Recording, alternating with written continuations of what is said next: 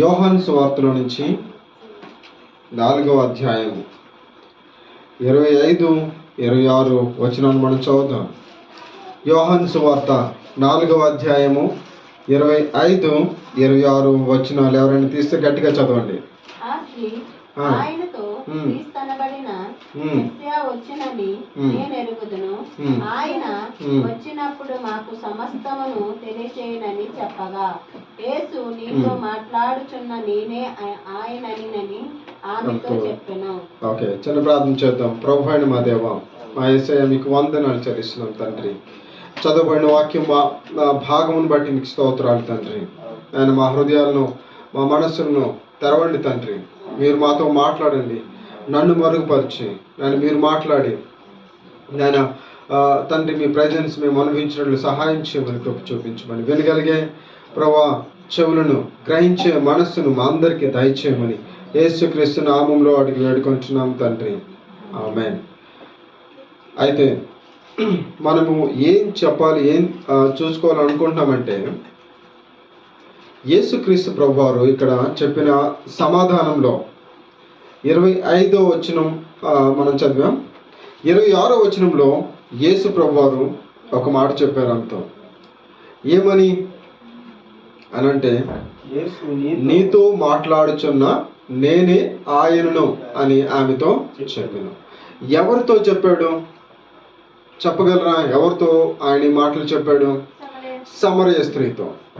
సమరయ స్త్రీతో యేసు ప్రభువారు మాట్లాడుతూ ఎండవేళ ఆమె మరి నీరు తీసుకోవడానికి ఒక బావి దగ్గరికి వచ్చిందని మనం చూస్తున్నాం. అప్పుడు యేసు ప్రభువారు వచ్చి ఆమెతో, అమ్మ నాకు దాహముకిమ్ము అని అడిగినప్పుడు కొంత సంఘటన అక్కడ, కొంత మరి సంభాషణ అక్కడ జరుగుతూ ఆమె కొన్ని విషయాలను అడిగింది. దానికి సమాధానంగా యేసు ప్రభువారు కొన్ని విషయాలను చెప్పారు. అందులో ఒకటి ఆరాధన గురించి ఆయన చెప్పాడు. తండ్రి ఆత్మ కనుక ఆయన ఆరాధించేవారు ఆత్మతోనూ సత్యంతోనూ ఆరాధించాలి అని చెప్పాడు. ఆ తర్వాత యేసు ప్రభువారిని ఆమె మరొక ప్రశ్న వేసింది. ఏమనంటే, అయ్యా క్రీస్తు వచ్చినప్పుడు, లేదా క్రీస్తు అనబడిన మెస్సియా వచ్చునని నేను ఎరుగుదును. ఆయన వచ్చినప్పుడు మాకు సమస్తమును తెలియచేయును అని ఆమె యేసు ప్రభువారిని అడిగింది.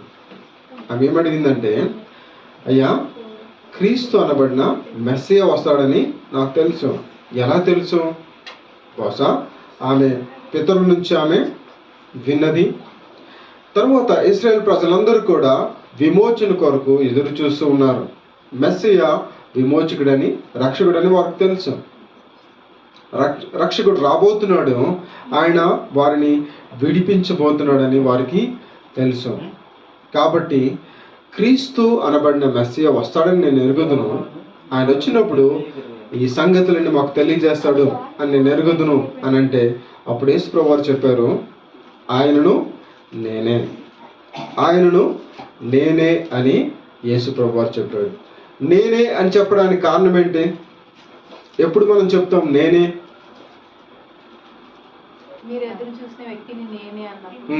నేనే అనగా నేను ఒక్కడనే అనే మాట అందులో దాగి ఉంటుంది, అవునా కాదు? నేను కూడా అంటే అనేక మందిలో నేను ఒకడిని. కానీ యేసు ప్రభువారు ఇక్కడ యోహాను సువార్తలో మరి ప్రాముఖ్యంగా సుమారు 7 సార్లు ఆయన తనని గురించి తాను ఈ విధంగా చెప్పుకున్నాడు. అందులో ఒక మాట అందరికీ తెలిసింది. ఏం చెప్పండి? 14వ అధ్యాయం 6వ వచనంలో నేనే మార్గము, నేనే అని చెప్పినట్టుగా మనం చూస్తున్నాం. తర్వాత 10వ అధ్యాయంలో అందులో కూడా యేసు ప్రభువారు కొన్ని మాటలు చెప్తాడు. నేనే ద్వారమును. ఓకే, తర్వాత అలాగే నేనే పునరుత్థానమును, జీవమును అని కూడా ఆయన చెప్తాడు. ఇలా యేసుక్రీస్తు ప్రభువారు యోహాను సువార్తలో ప్రాముఖ్యంగా సుమారు 7 సార్లు ఆయన తనని గురించి తాను చెప్తున్నట్టుగా మనము చూస్తాం. ఓకే, సో ఏమని చెప్పాడు ఇక్కడ అనంటే, నేనే ఆయనను. ఆయన అంటే ఎవరు? ఇక్కడ ఆయన అనగా ఎవరు? మెస్సియా. ఇజ్రాయెల్ ప్రజలు, ఇజ్రాయెల్ జనాంగము ఎదురు చూస్తున్న మెస్సియా ఎవరు? నేనే అని తన గురించి యేసుక్రీస్తు ప్రభువారు సాక్ష్యం ఇస్తూ ఉన్నారు. నేనే ఆయనను. మెస్సియా అనగా అర్థం ఏంటి? మెస్సియా అనగా అభిషక్తుడని, రక్షకుడని అర్థం. సో యేసు అనగా ఏంటి? రక్షకుడని అర్థం. క్రీస్తు అంటే అభిషక్తుడు. ఇక్కడ ఆమె చెప్తుంది క్రీస్తు అనబడిన మెస్సియా. క్రీస్తు అనగా అభిషక్తుడు. మెస్సియాని కూడా దాదాపు అలాంటి భావమే వస్తూ ఉంది. ఆయన మెస్సియా అనగా రక్షకుడు లేదా ఆయన అభిషక్తుడు. ఆయన వచ్చి ఏం చేస్తాడు? తన ప్రజలను ఆయన రక్షించును. దేని నుంచి రక్షిస్తాడు ఆయన?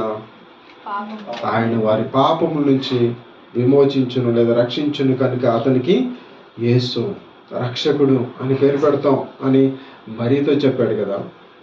సో యేసుక్రీస్తు ప్రభువారు రక్షకుడు, నేనే మెస్సియా, నేనే ఆ విమోచకుడును అని ఆమెతో చెప్పాడు. దానికంటే 2-3 సంగతులు ముందు చెప్పాడు.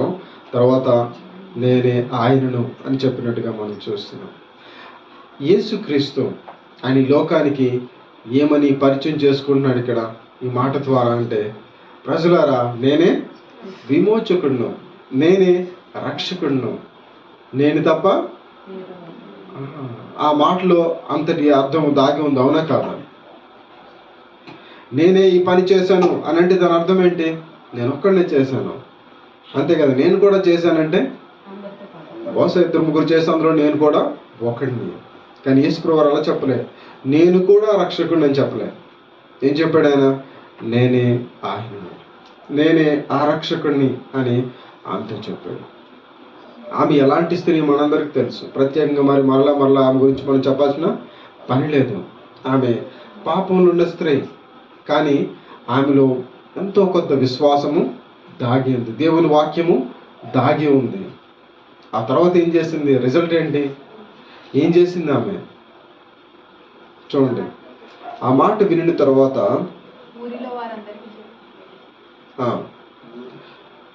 28వ వచనం చదవండి. ఆ స్త్రీ తన కొండ విడిచిపెట్టి ఆ ఊరిలోనికి వెళ్ళి మీరు వచ్చి నేను చేసినవన్నీ నాతో చెప్పిన మనిషిని చూడుడి, ఈయన క్రీస్తు కాడా అని ఆ ఊరి వారితో చెప్పగా, ఆమె ఎప్పుడైతే యేసుక్రీస్తు ప్రభువారిని ఆమె రక్షకునిగా తెలుసుకుందో, వెంటనే తన కొండను ఏం చేసింది? ఆమె విడిచిపెట్టి ఇంట్లోకి వెళ్ళి తలుపు వేసుకుందా? ఏం చేసింది? ప్రభు గొప్ప సంగతి చెప్పా కానీ సరే నేను తర్వాత వచ్చి మీ దగ్గరికి వస్తానని చెప్పలే ఆమె. వెంటనే తన కొండను విడిచిపెట్టి ఊర్లోకి వెళ్ళి తన సాక్ష్యాన్ని చెప్పింది. ఏమని చెప్పింది? నేను చేసినవన్నీ నాతో చెప్పిన వాడు ఈయన క్రీస్తు కాడా. ఆమె ఏం చేసింది? గొప్ప పనులు ఏమైనా చేసింది? ఆమె గొప్ప పనులు చేస్తే ఎవరైనా చెప్తారు. దాని గురించి పెద్దగా సాక్ష్యం చెప్పాల్సిన పని లేదు. ఎందుకు చెప్పండి? ఊళ్ళో ఎవరిని అడిగినా చెప్తారు ఈమె గొప్ప వ్యక్తి అని, ఈమె అనేకమైన మంచి పనులు చేసిందని. డోర్కా గురించి ఆమె ఏమైనా డబ్బా కొట్టుకుందా? డోర్కా గురించి అక్కడ ఉన్న ప్రజలు ఏడుస్తూ ఏమని చెప్పారు?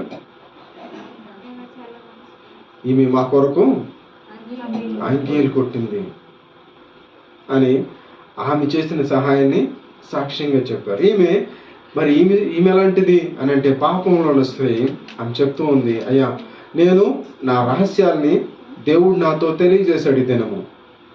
ఏంటి ఆ రహస్యము? ఆమెకు భర్త లేడు కానీ భర్త పేరున అనేక మంది ఆమెతో ఉన్నారు కదా. ఆమె చేసిన పాపాన్ని, ఆమె రహస్య జీవితాన్ని చెప్పిన ఈయన నిజంగా క్రీస్తు కాడా? మీరు ఆలోచించండి ప్రజలారా అని వారికి తన సాక్ష్యాన్ని ఆమె తెలియచేసింది. తెలియచేసే కంటే ముందు ఆమె తన కొండను అక్కడ విడిచిపెట్టి వెళ్ళింది. ఒకవేళ మనము క్రీస్తుని అంగీకరిస్తే, క్రీస్తు మన రక్షకుడు అని మనము సంపూర్తిగా అంగీకరిస్తే, మనము మన పాపమును విడిచిపెడతాం, మన పాపాన్ని ఒప్పుకుంటాం. ఆమె ప్రజల ఎదుట ఒప్పుకుంది, అలాగే బహుశా దేవుని ఎదుట, యేసుక్రీస్తు ప్రభువారి ఎదుట ఒప్పుకొని ఉండి ఉండొచ్చు కదా. సో ఈనాడు మనము ఈ మాటను చదువుతున్నాం కదా, ఇది ఒక కథలాగా చదివితే మనకేమీ ప్రయోజనం లేదు. ఇది ఒక సంఘటన అని మనం చెప్పుకుంటే ఏం ప్రయోజనం లేదు. యేసుక్రీస్తు ప్రభువారు స్పష్టంగా చెప్పారు, నేనే రక్షకుడిని, నేనే రక్షించువాడును, నేనే ప్రతి బంధకం నుంచి మిమ్మల్ని విడిపించువాడును. ఈ స్త్రీ ఒక బంధకంలో ఉంది. ఏంటి ఆ బంధకము? పాపం అనే బంధకము, వ్యభిచారం అనే బంధకము. క్రీస్తు ప్రభువారు ఎలా విడిపించాడు ఆమెని. ఆమెతో చాలా కఠినంగా మాట్లాడా, అమ్మ అని ఎంతో చక్కగా సంబోధించి తన ప్రేమను బట్టి ఆమెను మార్చాడు. అమ్మ, నేనే ఆరక్షకుడిని, నేను నిన్ను విడిపించగలను అని ఆమెతో చెప్పాడు. ఎప్పుడైతే ఆమెకు ఆ మాట చెప్పాడో, ఆమె తన కుండను విడిచిపెట్టి ఊర్లోకి వెళ్ళి, అయ్యా నా బ్రతికిది, ఈయన నాకు నా రహస్య జీవితాన్ని చెప్పాడు అని తన సాక్ష్యాన్ని వారి ఎదుట, ఆ ఊరి వారి ఎదుట తెలియజేసినట్టుగా, ఈయన ఆరక్షకుడు అని ప్రకటించినట్టుగా మనము చూస్తున్నాము. మన బాధ్యత సమరీ స్త్రీ మనకి గుర్తు చేస్తూ ఉంది. యేసు ప్రభువారు మనకు చెప్పారు, నేను రక్షకుడిని చెప్పారు కాబట్టి మనము నమ్మాము. వ్యక్తిగతంగా నేను మీరు అదే నమ్ముతున్నాం, అంతే కదా. నమ్మాం కాబట్టి ఇటు కూడి ఉన్నాం. ఒకవేళ నమ్మకపోతే మనం ఎందుకు కూడి ఉంటాం? ఇక్కడ ఏ టీవీల ముందో లేకపోతే ఇంకెక్కడో ఉండేవారం కదా. యేసుక్రీస్తు ప్రభువారు నా మరియు మీ యొక్క స్వంత రక్షకుడు. ఆయన మనల్ని రక్షించుటకు సమర్థుడు. అయితే రక్షించబడాలి అంటే, మనము విడిపించబడాలి అంటే మనం చేయాల్సింది ఏంటి? మనము విడిచిపెట్టాల్సింది ఉంది అని అర్థమవుతుంది సమరయ స్త్రీ ద్వారా. ఆమె తన పాపమును విడిచిపెట్టి వెళ్ళింది. ఆమె తన బ్రతుకును మార్చుకుంది. విశ్వాసిగా మనం చేయాల్సిన పని ఏంటి అని అంటే, మన బ్రతుకును మార్చుకోవాలి. అలా కాకపోతే మనము రక్షించబడలేము, ఏమాత్రము మనము విడిపించబడలేము పాపం నుంచి. సో మనము యేసుక్రీస్తు ప్రభువారు మన రక్షకుడు అని మనం అంగీకరించిన యెడల మనం ఏం చేయాలి? మన పాపంను విడిచిపెట్టాలి, మన సాక్ష్యాన్ని తెలియచేయాలి ప్రజల ఎదుట. నేను ఒకప్పుడు ఇలాంటి వాడిని, ఇలాంటి వ్యక్తిని, నేను ఇప్పుడు క్రీస్తు ప్రభుని నా రక్షకుడిగా అంగీకరించాను. ఆయన నా ప్రతి పాపం నుంచి నన్ను రక్షించాడు, విడిపించాడు అని చెప్పి మరలా పాపంలో మనం ఏం చేయాలి? పడిపోవాలి, అంతేనా? విడిచిపెట్టడము, ఖచ్చితంగా మనం వాటిని విడిచిపెట్టాలి.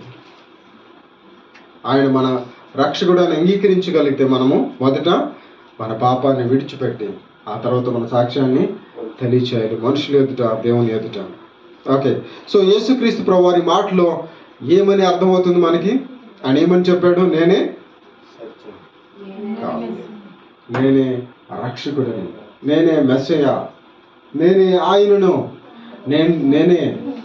నేను తప్ప వేరొక మెస్సయ్య లేడు, నేను తప్ప వేరొక రక్షకుడు లేడు అని చెప్పినట్టుగా మనం చూస్తున్నాం. ద్వితీయోపదేశ కాండంలో మనము ఇదే మాటను చదువుతాం. చూడండి, ద్వితీయోపదేశ కాండము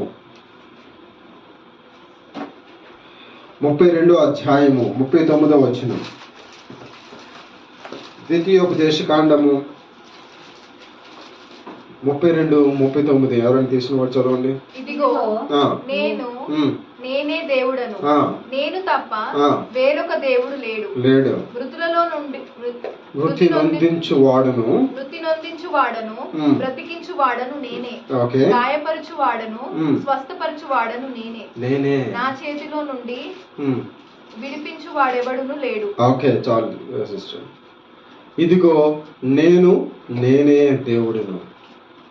పాత నిబంధన గ్రంథంలో దేవుడు తెలియజేస్తూ ఉన్నాడు, నేనే దేవుడును, నేను తప్ప వేరొక దేవుడు లేనే లేడు. నేనే దేవుడును, నేనే రక్షకుడును, నేనే విమోచకుడును, నేనే స్వస్థపరచువాడును, నేనే బ్రతికించువాడును, నేనే గాయపరచువాడును, నేనే మీకు స్వాంతనిచ్చేవాడును. నేను తప్ప వేరొక దేవుడు లేనే లేడు అని దేవుడు మనకి తెలియచేస్తూ ఉన్నాడు. ఆయన ఆ విధంగా చెప్పుకోవడం ఏమైనా తప్పనంటారా? ఈ జిల్లాకి ఒక కలెక్టర్ ఉన్నారనుకోండి, ఆయన దగ్గరికి వెళ్ళి అయ్యా ఇక్కడ కలెక్టర్ ఎవరు అని అంటే నేనే అని చెప్తాడు ఆయన. అవునా కాదా? ఎందుకు చెప్పండి? ఇద్దరు ఉంటారా కలెక్టర్స్? ఒక్కరే ఉంటారు. సీఎం ఒకరే ఉంటారు, పిఎం ఒకరే ఉంటారు కదా. అలాగే దేవుడు కూడా ఒక్కడే ఉంటాడు. కాబట్టి ఆయన చెప్తూ ఉన్నాడు, నేనే దేవుడును, నేను తప్ప వేరొక దేవుడు లేడు. యేసు ప్రభువు వారు కూడా చెప్పాడు, నేనే రక్షకుడు, నేను తప్ప వేరొక రక్షకుడు లేడు. మనం అంగీకరిస్తే, ఆయన మనల్ని రక్షించగలడు అని అంగీకరిస్తే, మనల్ని విమోచించగలడు అని మనం ఖచ్చితంగా అంగీకరించగలిగితే మనం మరలా పాపంలో పడిపోము. మరలా మనం పాపంలో పడిపోము. పాపం నుంచి విడిపించబడతాం. ఎందుకు? రక్షించేవాడు మనతో ఉన్నాడు, రక్షించేవాడు మన ఎదుట ఉన్నాడు, మనలో ఉన్నాడు అని మనం జ్ఞాపకం చేసుకోగలిగితే దేవుడే మన రక్షకుడై ఉన్నాడు. ఇంకో మాట చదువుదాం, చూడండి.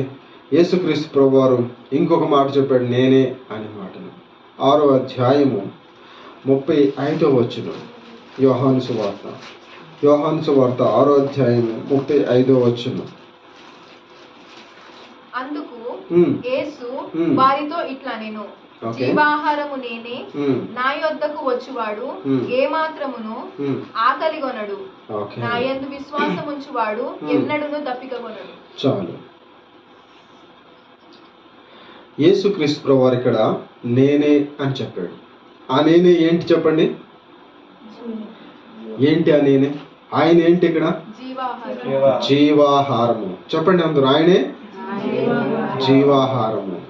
యేసుక్రీస్తే జీవాహారము, జీవమిచ్చు ఆహారము.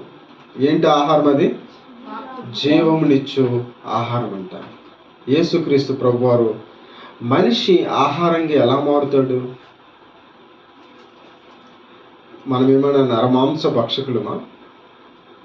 కొంతమంది అలాగే అనుకున్నారు అక్కడ. మనమేమైనా నరమాంస భక్షకులమా యేసుక్రీస్తు ప్రభువాన్ని మనము భుజించడానికి? ఇక్కడ జీవమిచ్చు ఆహారం అంటే ఏంటి? దేవుని మాటలు అని యేసు ప్రభువారు చెప్పారు. ఇక్కడ యేసు ప్రభువారు మనకి ఎలా ఉన్నారు? ఆయనే జీవాహారం. మొదట ఆయన చెప్పాడు, నేనే మెస్సియా, నేనే రక్షకుడిని. రెండవసారి ఏం చెప్తున్నాడు అని అంటే ఆయన నేనే జీవాహారము, జీవంనిచ్చు ఆహారం. అంటే ఈ ఆహారము ఇక్కడ తప్ప ఇంకెక్కడ దొరకదు. దొరుకుతుందా? దొరకదు. దొరికితే నేను కూడా అని చెప్పాల్సి వస్తుంది, అంతే కదా. హైదరాబాద్లో బిర్యానీ అనేక చోట్ల దొరుకుతుంది కదా, కానీ జీవాహారం అంటే ఎక్కడ దొరుకుతుంది? కేవలము క్రీస్తు యొద్ద మాత్రమే దొరుకుతుంది. నేనే జీవాహారము, నా యొద్దకు వచ్చేవాడు ఏ మాత్రము ఆకలిగొనడు. ఆ తర్వాత ఏముంది? నా యందు విశ్వాసం ఉంచేవాడు దప్పికొనడు. ఆకలి దప్పుకలు ఉండవు. ఎప్పుడు? దేవుని ఆహారాన్ని మనము భుజిస్తాం. అయితే అక్కడ ఉన్నవారు ఇంకో మాట అడిగారు, ఏమనంటే అయ్యా మరి మా పితరులు దేవుడిచ్చిన ఆహారాన్ని తిన్నారు కదా అని యేసు ప్రభుని అడిగారు. ఏంటి ఆహారము? దేవుడిచ్చిన ఆహారము. Very good. మన్నా.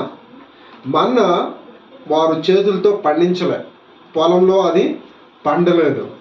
ఎలా వచ్చింది? ఆకాశం నుంచి పక్షులు వేసాయ దేవుడే వారికి ఇచ్చాడు.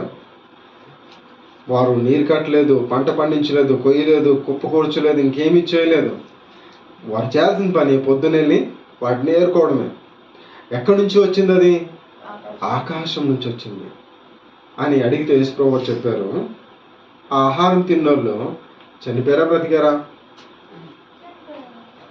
చనిపోయారు. వారు ఉన్నారా ఈ రోజుకి? మన్నా తిన్న వారు బ్రతికి ఉన్నారా?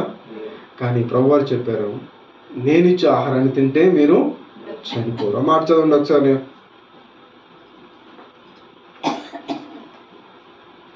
ఆ 49 వచనం చదవండి. 6:49.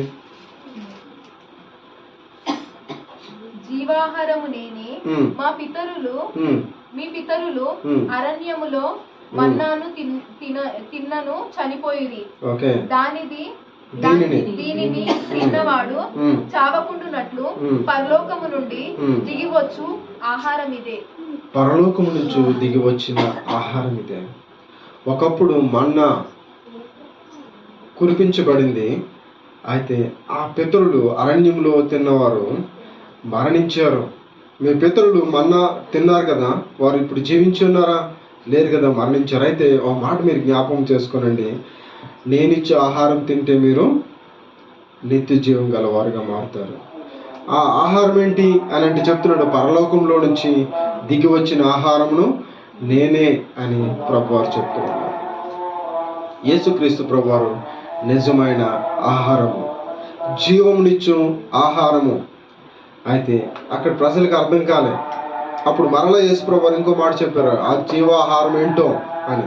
చూడండి 63వ వచనం.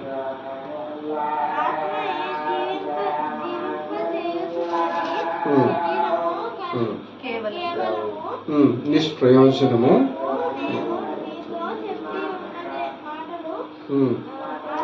ఆత్మయో జీవమునై ఉన్నవి కానీ చాలు. అలాగే 68వ వచనాన్ని కూడా నేను చదువుతాను చూడండి. ప్రభువా, ఎవని యొద్దకు మేము వెళ్ళుదుము? నీవే నిత్య జీవపు మాటలు గలవాడును.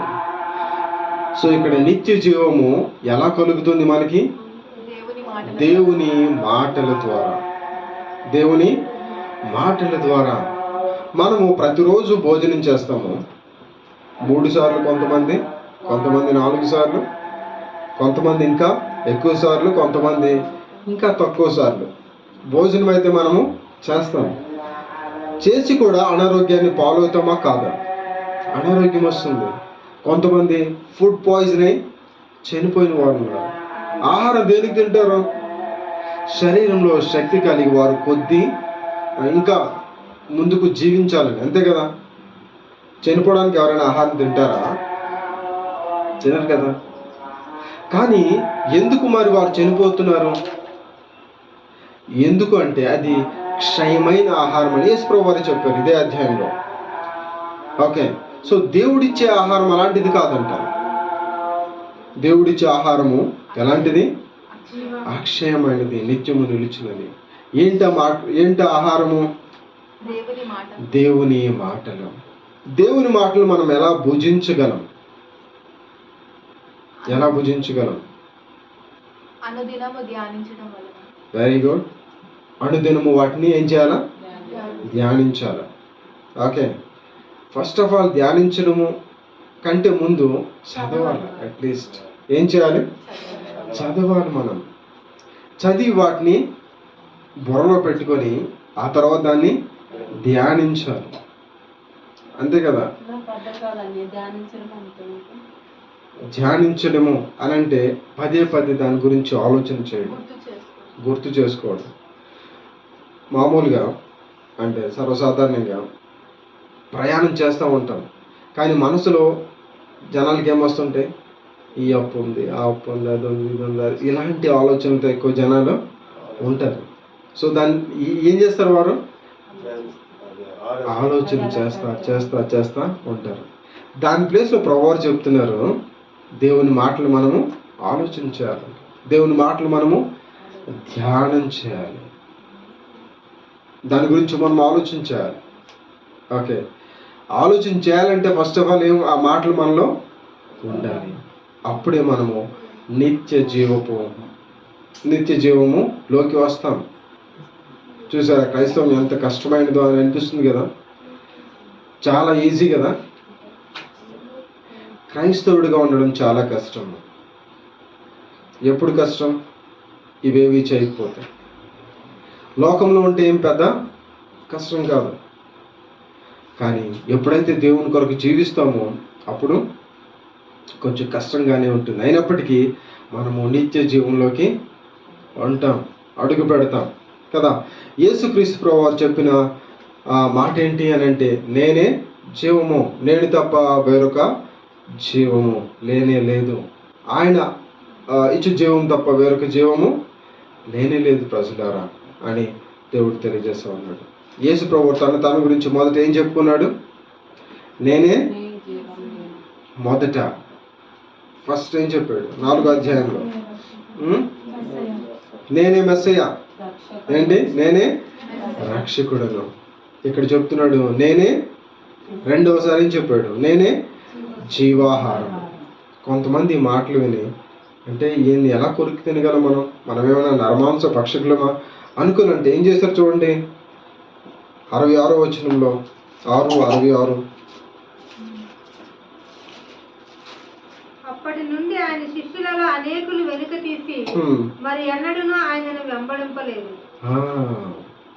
యేసుక్రీస్తు ప్రభువాన్ని ఆ దినం నుంచి కొంతమంది అంట వెంబడించలేదు. కారణం ఏంటి? వాళ్ళు ఏమని నమ్మారంటే, ఈయన ఎట్లా తినాలి మనము, ఇదేంటి ఇలాంటి కఠినమైన మాటలు మాట్లాడుతున్నాడు ఈయన అనే ఉద్దేశంతో వారు దేవుణ్ణి విడిచిపెట్టేశారంట.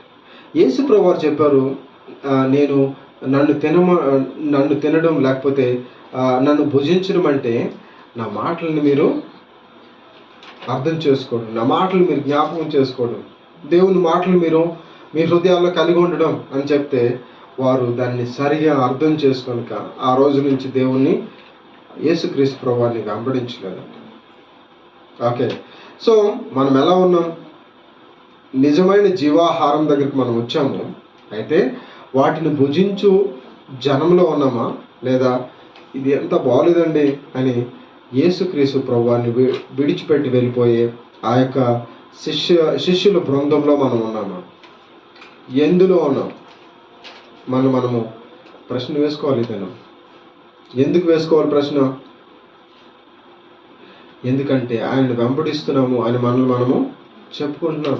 ఆయన సన్నిధికి వస్తున్నాం, మనం క్రైస్తవులు అని చెప్పుకుంటున్నాం, మేము క్రీస్తు ప్రభువుని అంగీకరించామని చెప్పుకుంటున్నాం. కాబట్టి మళ్ళీ మనము ఈ దినము పరిశీలన చేసుకోవాలి.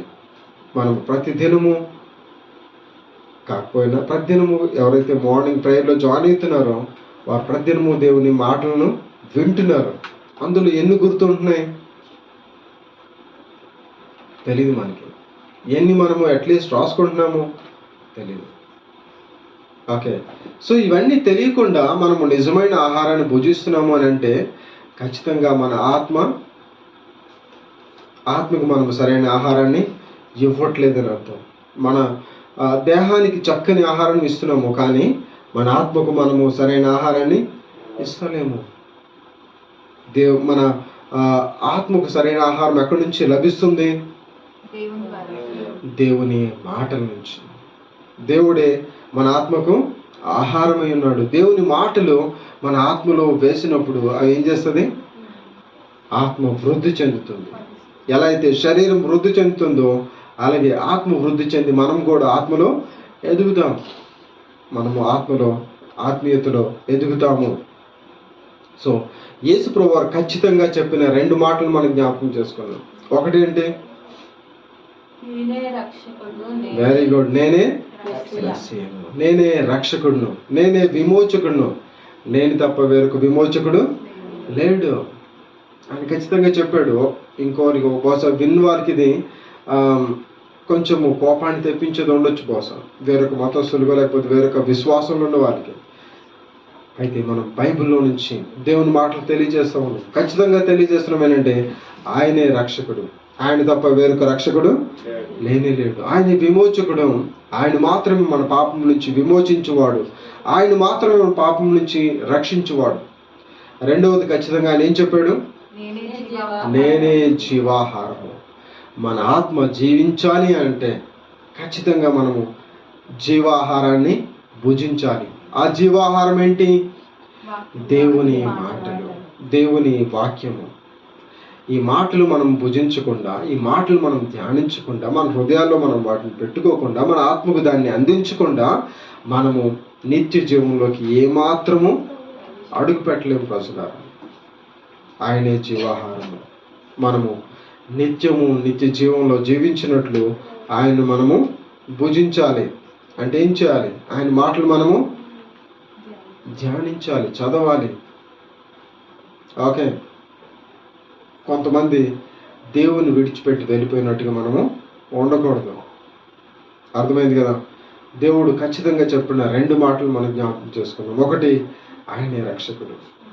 ఆయన ఖచ్చితంగా చెప్పాడు, నేను రక్షకుడు, నేనే జీవాహారం. ఖచ్చితంగా చెప్పాడు, నేనే జీవాహారం. సమరయ స్త్రీ నమ్మింది, పాపాన్ని విడిచిపెట్టింది, సాక్ష్యాన్ని చెప్పింది. అలాగే రక్షకుడు అని మన రక్షకుడు అని మనం నమ్మితే మనం కూడా ఏం చేయాలి? మన పాపాన్ని విడిచిపెట్టాలి, మన సాక్ష్యాన్ని తెలియచేయాలి. మనము జీవాహారం భుజించాలి. మనం నిత్య జీవంలో ఉండాలి అని అనుకుంటే మన ఆత్మకు జీవాహారాన్ని మనము అందించాలి. జీవాహారము దేవుని మాటలు. దేవుడు తన పరిశుద్ధ వాక్యం దీవించును గాక. ఆమేన్. దేవుని సేవను తీసుకొచ్చిన కానుకలు